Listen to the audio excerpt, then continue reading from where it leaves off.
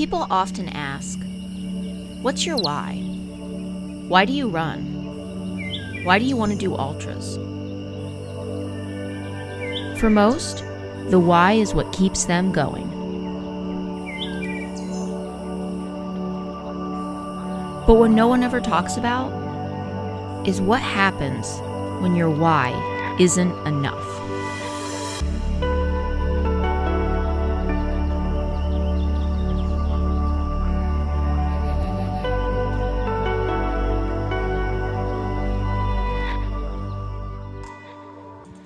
So end of January, I want to say all the way up until mid-February, I had in mind that I was just going to quit running.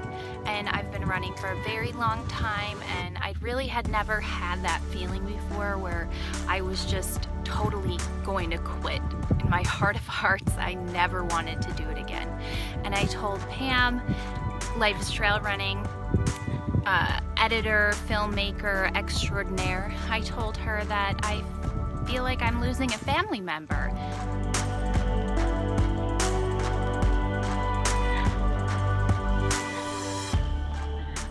My name is Kate Hanslick, and I am professor of writing at Syracuse University, and I'm also an author. What got me into running is 5th grade. I joined the soccer team, and I played soccer through high school, and I played midfielder, so it was more just almost like tempo runs. But then outside of the games, we did a lot of training with sprinting, which was like short sprints followed by long sprints and then longer sprints. And then we did hill sprints, and that's what got me into running. It gave me a certain attitude carried through my journey of running, I think, and then eventually I got into more long distance running, road running mainly, and then eventually ultras. Running brings so much to my life. It brings me good health, it clears my mind, it gives me physical strength, and it gives me a sense of confidence. Mentally, it's wonderful, and I don't know, it just grounds me. I love it.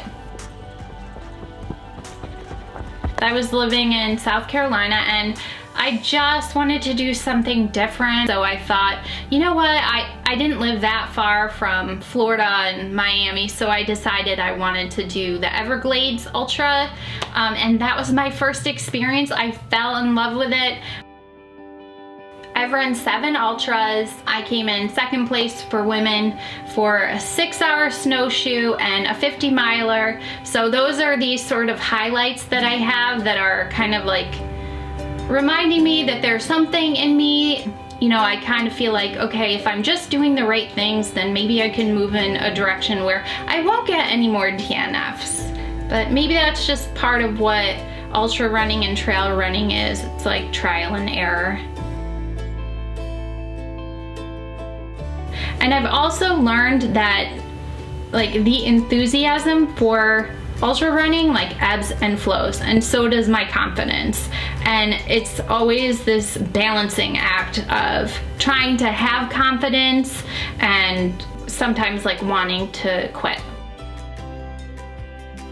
I wanted to do Behind the Rocks last year, but then COVID happened. The reason why I wanted to do it in the first place is just because Moab. Like, I wanted to be in that landscape. I wanted to see what it was all about. It's just so beautiful. I'd initially planned on a 50 miler, so I'm more familiar with that, but I just decided, I think it was like 4 days ago, that I want to do the 50K. Training has been a little random because I just decided, I think it was about 3 weeks ago, that I was actually going to do this race. Necessary. So how was your run yesterday? It was good. Yeah? I did 34.4. Nice. But it made me realize that there's like, I need to hurry up with my pace. And I thought the whole thing was to like, all right, slow down, stop, you know, starting so quickly. But the way they have it set up with like the time markers, like you really kind of have to hustle. The first 16 miles you have 4.5 hours. The second 18.3 hours or miles, you have 4.5 hours. So it's like more miles, less time. So that's why I have to pick it up in the beginning. But then there's like climbing.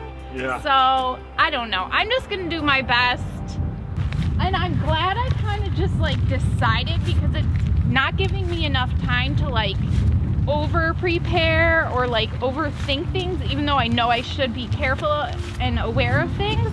I basically jumped into this like 50-miler training plan and picked up at whatever week I was at. I think it was week 14. So I was just trying to follow that with different speed work, strength training, and yoga, stretching, and then distance running. I haven't even trained like in that kind of terrain, which I don't even think it would be possible to do that here. Okay guys, so this is like a practice round that I'm doing for the race, and you know, I've already done my getting ready. I woke up at 4. That was cool, and now we got this like 30 minutes. As you can see, I don't really want to go outside to wait, but I am so excited. Oh my god, my heart's beating a little fast. I hope I just like don't have a heart attack or get lost. Excuse me, sir. Are you ready for this race to start? Yeah, we're still waiting, okay? Because that's what it feels like when you wait for a race. It's like the repeated thought. The race is gonna start. The race is gonna start. Is the race gonna start? The race is gonna start soon. I feel like this guy's gonna win the race, but you know, I'm not even gonna keep up with him. Oh my god, we've got 20 minutes. I'm just gonna stop playing this because, ow! Oh my god. First of all, that first place runner just bit my ass. How is preparing to write a book and preparing to do an ultra the same or different? I think that's such a good question, because it's like a commitment that you make, it's focus, and sometimes it's so brutal and painful, but you just have to do it. When I train for an ultra and I'm teaching and writing, I try and strike a balance with that, but especially if I'm doing my own writing, I've found that ultra training definitely takes the back seat. I'm going to be running with this 50K map. I'll also be running with some Spring Energy. I'm using Huma Energy Gel. Some of them have electrolytes, some of them don't, and I think some of them have caffeine.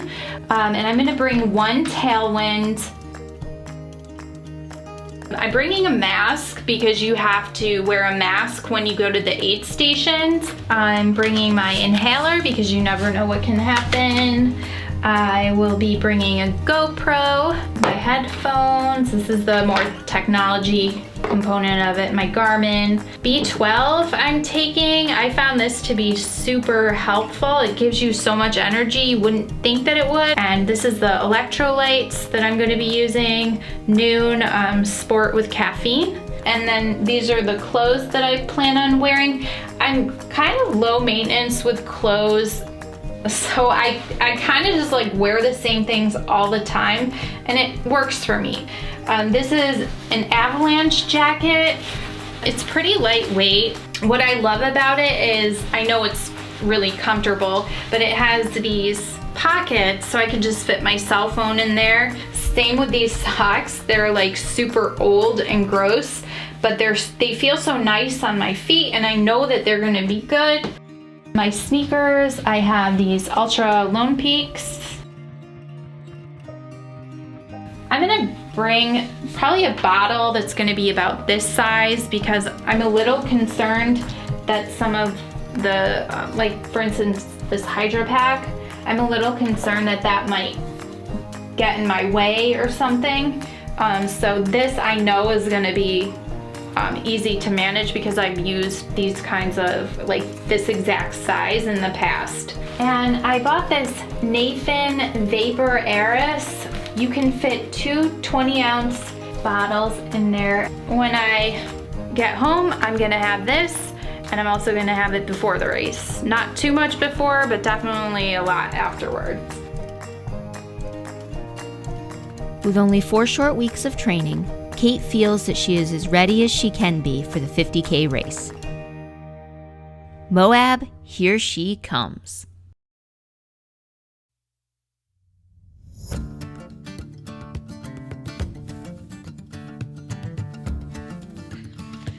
Hi, I don't know if you can see me. I don't know if you could see the background here. Yeah.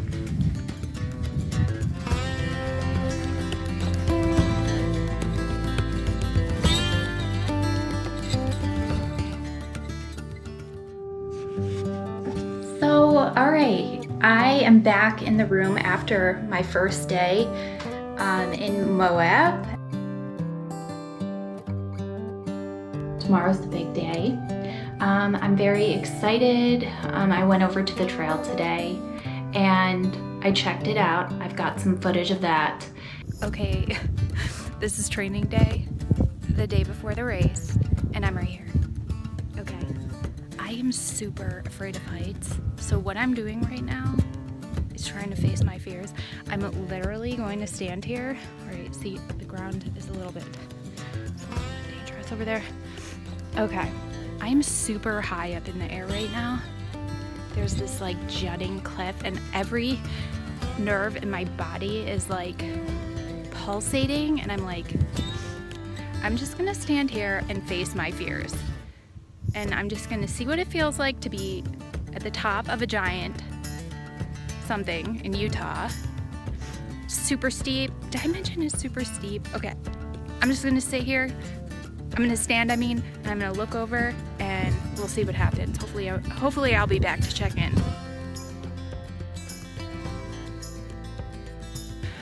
Okay, so I survived that one. And so I'm still trying to wonder, how is it going to be possible for 250 people to be running on this / walking? What was amazing to me is that there were bikers biking on the edge of the cliffs, and it was actually really inspiring and motivating. And then this biker goes by and I was like, how the fuck do you do that? That's insane. He's like, I just don't think. And I was like, okay. Let me think about that. Don't think. I think that's my mantra. And once I heard that guy say that, I was like, well, I'm actually gonna try that during my practice run. And I did that, and it was actually super engaging and enjoyable. I just felt like more in the moment. And it's really exciting because the terrain is it just requires you to kind of like try all these different things, and it's not just like flat running. Like you're really just kind of like playing with the rocks and the terrain. So it's really cool. All that being said, I'm gonna reconnect with you tomorrow. Tonight, I'm just gonna like take it easy. I'm gonna have dinner very early. It's just like a basic meal with rice, it's actually like baby food. It's pureed sweet potato and flax, and then hydrate with some vegetable juice. And then I'm just gonna like meditate, I think, all night, and then go to sleep, and then wake up and get ready for the morning. So that's all for now. See you next time.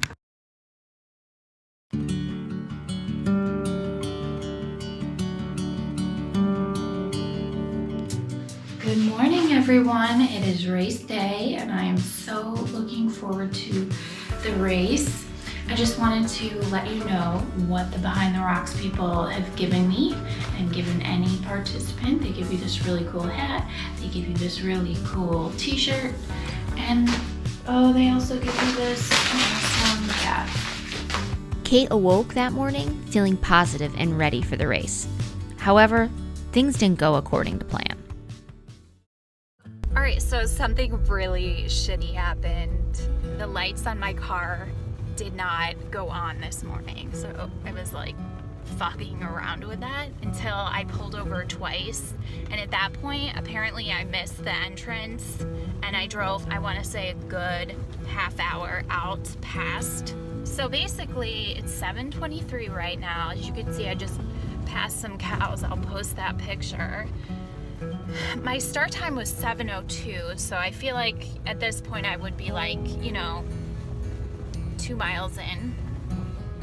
It's really, really disappointing. It's really disheartening. It's just crazy how I missed that sign and the lights wouldn't work. So now it's 7:24.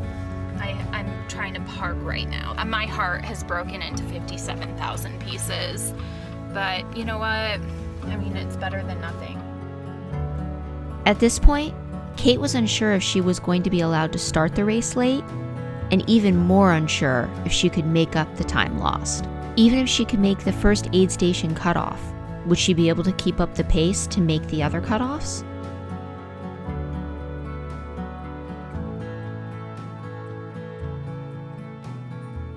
Showing up a half hour late turned out to be the best thing ever because I basically had the entire desert all to myself. And then eventually I ran into some people and it was just really nice camaraderie. That course was really challenging. There were a lot of giant boulders that you actually had to climb up. There were boulders that you had to slide down. I was probably 4 miles into the race. I was really rushing to catch up with people and just kind of be a part of the race, and I got lost. And then right after I found my way after getting lost, I rolled my ankle. And so then I just started crying and had a moment, and I told myself, stop crying, just toughen up and keep going. And so I kept going, and the cry definitely helped. Eventually that just made me feel so much better. I finished the race pretty strong, and actually I finished pretty happily. All right, so I did it. I finished. And I'm so happy, and as you can see, this place is so beautiful. I feel like if there were a heaven, it would be Moab, Utah, but if there were a hell, it would be Moab, Utah. I think anyone who is interested in doing an ultra, even if you have the slightest inclination or you're just wondering, I think you should just do it and not overthink it and just jump into it and see what will happen. The worst thing that would happen is maybe you get a DNF, but even then, I don't know. I think it just brings so much joy to your life. I did learn that I really love running and I don't want to give it up. And I found so much that if you have something specific that you're training for, that helps you so much. It keeps you from just drifting off. I have signed up for 2 other ultras. One is the English Ridge Rumble in Fayetteville, New York. And the other race that I signed up for is the Bishop's High Sierra 50K, and that's in Bishop, California. I don't know if I'm in pursuit of something with ultra running, but I definitely enjoy having it be a part of my life because it gives me structure, something to strive for, and to ignore the fact that people age. I feel like you're as young as you want to be, and if you think that you can't do ultras because you're too old for it, or our bodies weaken as we get older, I feel like, that's really a fallacy. And I really enjoy ultra running because it shows me every single time that I'm perfectly capable, no matter how old I am, of doing rigorous physical activity. I think people love ultra running for different reasons. Maybe it's that same sense of adventure that I'm longing for that others want too. More than anything though, I love ultra running, trail running because of the friends that I've made and the sense of community. And they bring me so much joy. I am a better person and lead a healthier life and more positive life because of them and because of trail running.